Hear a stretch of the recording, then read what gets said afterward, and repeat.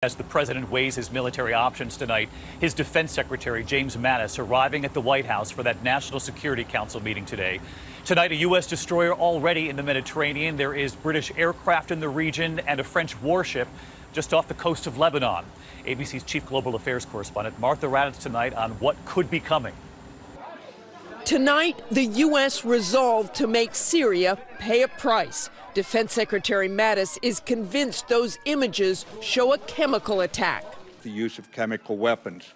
And some things are simply inexcusable, beyond the pale, and in the worst interest of not just the Chemical Weapons Convention, but of civilization itself. The president is weighing his options to strike light or go heavy. Warships and warplanes from the U.S., France, and Britain are in place and ready to go whenever the order is given. It will probably be a short, quick, hard punch to the Assad regime, and that could be it. It all depends on how the Russians react and how the Syrians react in response. Secretary Mattis knows how complicated and dangerous a military response can be. We're trying to stop the murder of innocent people, but on a strategic level, it's how do we keep this from escalating out of control, if you get my drift on that.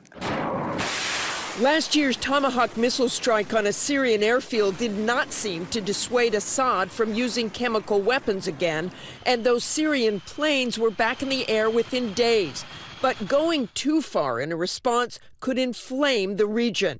A Russian newspaper is reporting that the Russians are in secret talks with the U.S., asking for targeting information to get their personnel and aircraft out of the way.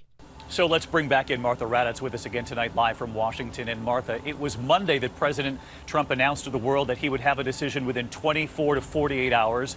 That time frame is clearly passed now, and we've now watched the president and his team bringing in allies on this who were also outraged at what they saw.